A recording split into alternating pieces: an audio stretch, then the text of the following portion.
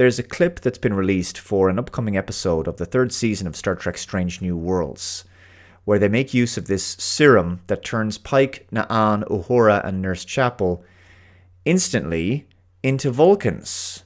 They immediately grow pointed ears and start behaving like very stereotypical Vulcan-type characters. What's even more insulting is after each one of them fall to the ground, they stand up and their hairstyles have radically changed, becoming very Vulcan-like. You see, this isn't a serious Star Trek show at all. This is basically more like a live-action comedy cartoon. So just when you think that this show couldn't get even more childish and absurd, it seems to find yet another way. So this is yet another Gimmick episode on Strange New Worlds. We had a few of them in the second season, one where Spock was turned into a human for laughs, and he acted and spoke like a contemporary millennial for some reason. We had the infamous musical episode, which was praised by people who've seriously allowed their entertainment standards to drop substantially in recent years. And we had the crossover with the fourth wall-breaking animated comedy series, Star Trek Lower Decks. Now, as Robert Meyer Burnett pointed out in his live stream about the clip from Season 3 that I'm going to talk about today, it makes no sense that these former human characters would suddenly act like stone-cold, stoic, and emotionless, logical Vulcans. Their speech, behavior, thinking, they all sound like Spock, basically. The reason this is ridiculous is because we know that Vulcans undergo considerable training during their youth to conquer and control their emotions. Vulcan emotions are far more powerful than the emotions of human beings, and therefore they need to be kept in check by intellect and logic. An example of this was seen in the Voyager episode Gravity, where we see a flashback of a young, passionate, and very angry Tuvok receiving guidance from a Vulcan master. If these humans had have suddenly become Vulcan, they would have been totally overwhelmed by the intensity of Vulcan emotion, and not just for a few seconds, as we see in the episode. They would not possess the mental skill required to suppress these emotions because they were never taught. The serum was, of course, designed to give them Vulcan ears because it changes their DNA, fair enough. But why would it also change their hair as well? Again, this is more like a cartoon. I mean, just look at how utterly ridiculous Pike looks here. I mean, all their hairstyles have changed. I mean, it's a bridge too far in terms of suspension of disbelief, don't you think? And I wanted to use this as an opportunity to address something that I'm seeing more and more, especially when it comes to Star Trek. And I'm probably going to sound a little bit snobby here.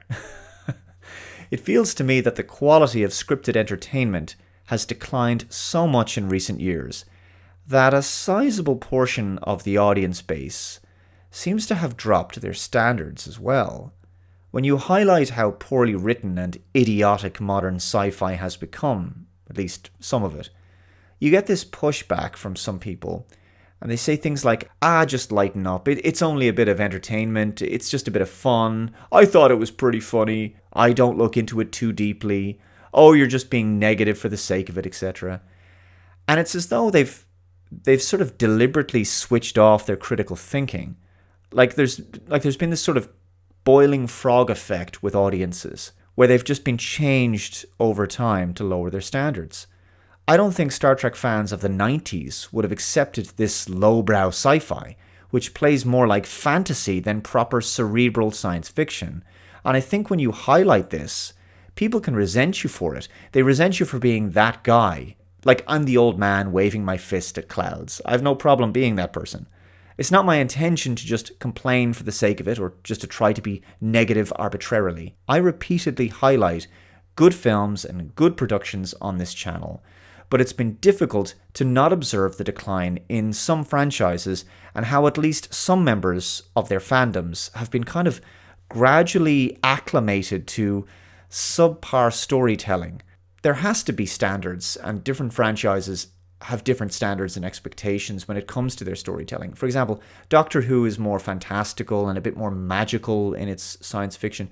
Star Trek is more cerebral. It is capable of doing light-hearted stories, but its science has to sound somewhat credible. It's a lot more technical. It's not really hard science necessarily, because there's plenty of pseudoscience in Star Trek as well, but it is supposed to maintain the rules and parameters of its own established scientific canon.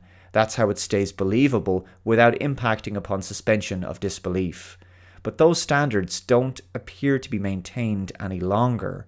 It's my opinion that the story content and characterizations we're seeing in modern Star Trek simply wouldn't have been accepted in 1990 Star Trek to the degree they are now.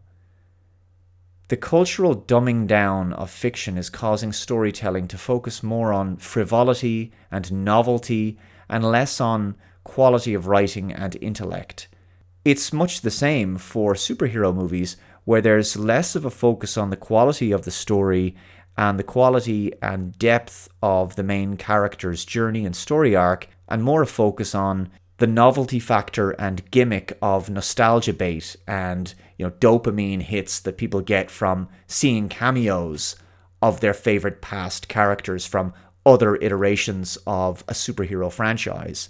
And I think people's expectations have become lower as a result of this dumbing down effect. Why some Trek fans continue to accept having their intelligence insulted, I'll simply never understand.